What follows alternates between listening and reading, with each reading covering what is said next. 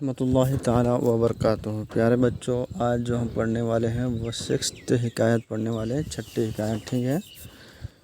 تو فارسی پڑھیں گے، پھر اس کا معنی بھی بتائیں گے، اس کا مطلب بھی بتائیں گے، ٹھیک ہے؟ تو پہلے جو حکایت ہیں، شخص از افلاطون پرسید کے سالہائے بسیار در جہاز بودی۔ مطلب شخص ایک آدمی نے از افلاطون پرسید، افلاطون سے پوچھتا ہے۔ افلاطون جو ہے وہ گریک کا بہت بڑا فلسفر ہے، ٹھیک ہے؟ بہت عقل مند ہے، اور بولا جاتا ہے کہ گریک میں اب تک اس کے جیسا عقل مند کوئی بھی انسان پیدا نہیں ہوا، ٹھیک ہے؟ شخص از افلاطون پرسید کے ایک آدمی نے افلاطون سے پوچھا کہ سالہائے بسیار در جہاز بودی۔ سالہائے مطلب بہت سال، بسیار مطلب بہت زیادہ، ٹھیک ہے؟ سالہائے مطلب سالوں تک، بسیار مانے بہت زیادہ، در مانے میں، جہاز مانے جہاز، بودی مانے تھے۔ کیا پوچھتے ہیں؟ شخص از افلاطون پرسید کے ایک شخص نے افلاطون سے پوچھا کہ سالہائے بسیار بہت سالوں تک، در جہاز بودی تو جہاز میں تھا، وہ سفر دریا کر دی اور دریا کا سفر بھی کیا، درے دریا چے عجائب دیدی، تو نے دریا میں کیا عجیب چیز دیکھی، تو نے دریا میں کیا عجیب چیز دیکھی؟ گفت، افلاطون کہتا ہے، عجب ہمیں بود کے، عجیب بات یہی تھی کہ، عجب ہمیں عجیب بات یہی تھی، بود کے یہی تھی کہ، از دریا بکنارہ سلامت رسیدم، کہ دریا سے میں صحیح سلامت کنارے پر پہنچ جاؤں، از دریا، دریا سے، بکنارہ کنارے پر، سلامت رسیدم، سلامتی کے ساتھ پہنچ جاؤں، ٹھیک ہے؟ تو اس کا مطلب یہ ہے کہ ایک بار ایک شخص جو ہے کس سے، افلاطون سے پوچھتا ہے کہ تو نے بہت سالوں تک جہاز کا سفر کیا اور بہت سالوں تک جہاں پانی میں رہا ہے، سمندروں میں رہا، دریا میں رہا، تو نے دریا میں کیا عجیب چیز دیکھی؟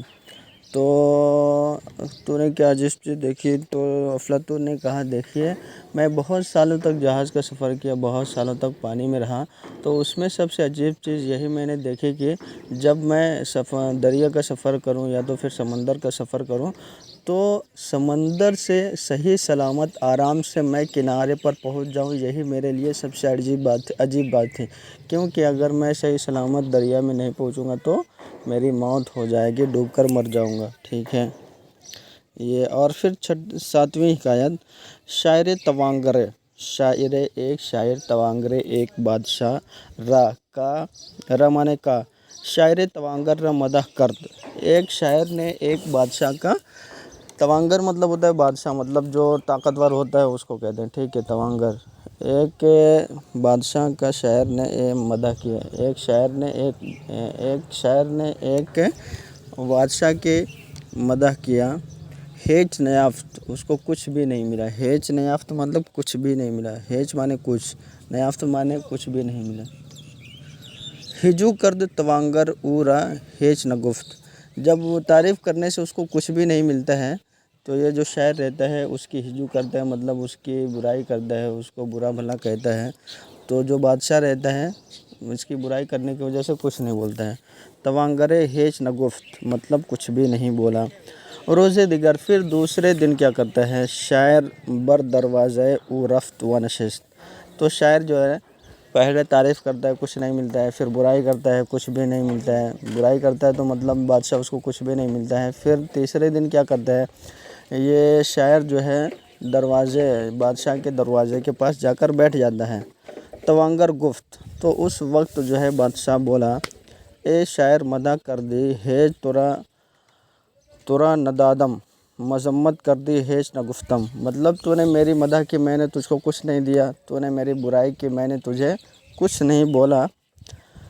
حالاً چورا اینجا نشستہ، پھر بھی تو اس حال میں یہاں کیوں بیٹھا ہے؟ حالاً تورا اینجا نشستہ، پھر بھی تو اس حال میں یہاں کیوں بیٹھا ہے؟ گفت، تو شاعر نے کہا، حالاً میں خواہم کہ، میں چاہتا ہوں، حال میں میں چاہتا ہوں، مطلب اس وقت میں چاہتا ہوں کہ، اگر بمیری، اگر تو مر گیا، مرثیہ تو ہم بگویا، میں چاہتا ہوں کہ اگر تو مر جائے تو تیرا مرثیہ بھی میں ہی کہوں، ٹھیک ہے۔ تو مطلب یہ ہے کہ ایک بادشاہ کے پاس ایک شاعر جاتا ہے، شاعر اس کی تعریف کرتا ہے تاکہ اس کو کچھ ملے، لیکن آخرکار اس کو کچھ نہیں ملتا ہے۔ پھر اس کی وہ برائی کرتا ہے، پھر ہجو کرتا ہے تو بادشاہ اس کو کچھ نہیں بولتا ہے۔ پھر تیسرے دن شاعر جا کے اس کے دروازے پہ بیٹھ جاتا ہے تو بادشاہ اس سے پوچھتا ہے کہ اے شاعر، میں نے تجھے کچھ بھی نہیں دیا، تو نے میری تعریف کی، میں نے تجھے کچھ نہیں دیا، پھر تو نے میری برائی کی، میں نے تجھے کچھ بھی نہیں کہا، پھر تو کیوں میرے دروازے پہ آ کر اس طرح بیٹھا ہے؟ تو شاعر کہتا ہے کہ دیکھیے، میں نے تعریف کی، آپ نے کچھ نہیں دیا، میں نے برائی کی، آپ نے کچھ نہیں بولا، اب میں دروازے پر اس لیے آ کے بیٹھا ہوں کہ اگر آپ مر جائیں تو آپ کی جو مرثیہ ہے وہ بھی میں کہوں، ٹھیک ہے۔ اور پھر 8ویں حکایت، یہ لاسٹ حکایت ہے آج کے لیے، 8ویں لاسٹ حکایت ہے۔ شخص دستار درویشی گرفت و گریخت۔ ایک آدمی ایک درویش کے دستار لیتا ہے، مطلب پگڑی لیتا ہے اور بھاگ جاتا ہے۔ شخص دستار درویشی گرفت و گریخت، ایک آدمی ایک فقیر یا تو ایک درویش یا تو ایک اچھے آدمی، ایک بوڑھے آدمی کا دستار لیتا ہے، پگڑی لیتا ہے، گرفت مانے پکڑنا، و گریخت بھاگ جاتا ہے۔ درویش بگورستان رفت، تو جیسے ہی ایک آدمی اس کی پگڑی لے کے بھاگ جاتا ہے ایک درویش کے، تو وہ درویش کہاں جاتا ہے؟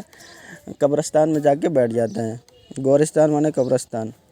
و نشست، قبرستان میں جا کے بیٹھ گیا۔ مردمانے او را گفتند کہ آ شخص دستار ترا بطرف باغے ٹھیک ہے۔ مردماں بہت سارے لوگوں نے، او را گفتند کس سے؟ یہ درویش سے بولتے ہیں۔ مردماں او را گفتند کے بہت سارے لوگوں نے، گاؤں کے لوگوں نے درویش سے بولا کہ آ شخص دستار ترا برطرف باغے بر دبر در گورستان چرا است۔ کیسے پڑھنا ہے؟ بر دبر در گورستان چرا است، ٹھیک ہے، کہ وہ شخص، آ شخص دستار ترا، تیرا دستار، تیری پگڑی، بطرف باغ برد، تیرا جو کیا بولتے ہیں، تیرا جو پگڑی تھا وہ لے کے بھاگے ہیں، کس کے طرف؟ باغ کی طرف بھاگے ہیں۔ بر دبر در گورستان چرا نشست، پھر تو کیوں، بر مانے پر، دبر مانے سامنے، در مانے میں، گورستان مانے قبر، چرا مانے کیوں، نشست مانے بیٹھنا، ٹھیک ہے۔ تیری پگڑی جب وہ باغ کی طرف لے کے بھاگ گئے ہیں تو پھر ابھی تو اس باغ کے دروازے کے سامنے یا تو اس باغ کے سامنے کیوں بیٹھا ہے، ٹھیک ہے۔ بر دبرے، بر مانے پر اور دبر مانے سامنے، در مانے میں، گورستان چرا نشست، پھر بھی تو قبرستان کے سامنے کیوں بیٹھا ہے؟ وچی میں کنی، اور پھر یہاں کیا کر رہا ہے، اور یہاں بیٹھ کر تو کیا کر رہا ہے؟ گفت، وہ بولا، او نیز آخر اینجا خواہد آمد، وہ کچھ بھی کر لے آخر میں اس کو اسی جگہ آنا ہوگا۔